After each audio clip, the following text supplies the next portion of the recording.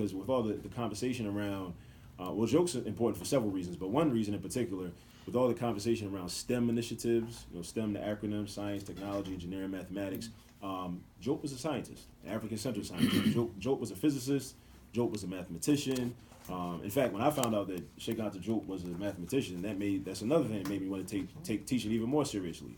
A way that I could, this man was, Pan-Africanist, had an African-centered worldview, and was a math teacher, was a mathematician. So, I started to think more about how I could, apply that in my classroom practices on a regular basis. But at any rate, yeah, like I was saying, he's a historian, anthropologist, and linguist. And if we're serious about STEM initiatives and we want our children to be able to learn these technical skills in order to solve our problems and uplift our society, the society that we inhabit, then we can use exemplars like Jope as models in order to expose our students to. Jope was very clear in his calls for Africans globally to become what he called pluridisciplinary, becoming masters of many disciplines, or becoming at least proficient in many disciplines. So we'd be able to help to reestablish Africans in our previously elevated position within world civilizations. And also we have to consider that while being denied, I should say, exposure to African revolutionary leaders, a lot of the students in the neo-colonial African nations were exposed to these false and fictitious and mythological greatness of European colonizers, where you may have young brother. I remember watching the documentary where it was a young brother from Congo praising King Leopold because he was saying that King Leopold he brought us civilization. They civilized us. The Belgians civilized us. He wasn't talking about how the Belgians were chopping their hands off if they didn't harvest enough rubber for the rubber trees. But he's talking. But this is the mindset, and this is the intellectual warfare and how the miseducation works, not just in the United States that Carter G. Woodson talked about, but also on the continent and Caribbean, wherever our people are, in order to keep us under control. We can also use this promotion of Pan-Africanism to counter what I term as the Obama effect. Much of the appeal of Barack Obama as the first black president, I believe, is due to a historiographical propaganda tactic in which the history of Africans begun at the year 1619, when the first slaves were brought to this land called the United States of America.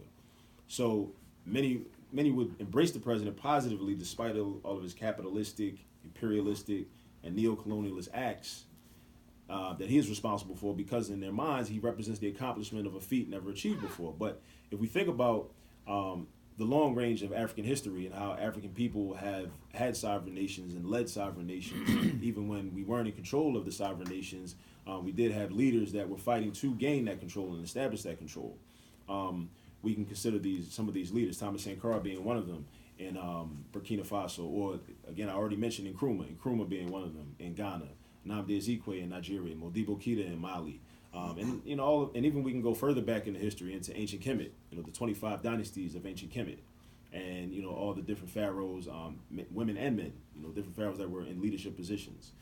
So it helps us to kind of put Barack Obama in a different context, so to speak. Where do I go? Okay. Or let me also I mentioned Congo, so let me also say Patrice Lumumba, another important leader.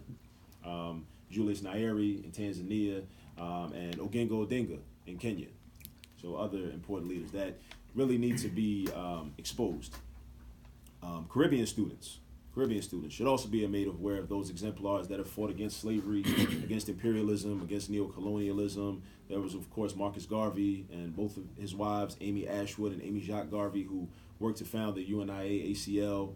You had Frantz Fanon in Martinique that migrated to France, went to medical school, and then went to Algeria and recognized the contradictions and decided to fight on the side of the Algerians against the French, that he has got his education from, and did much writing that's beneficial to us.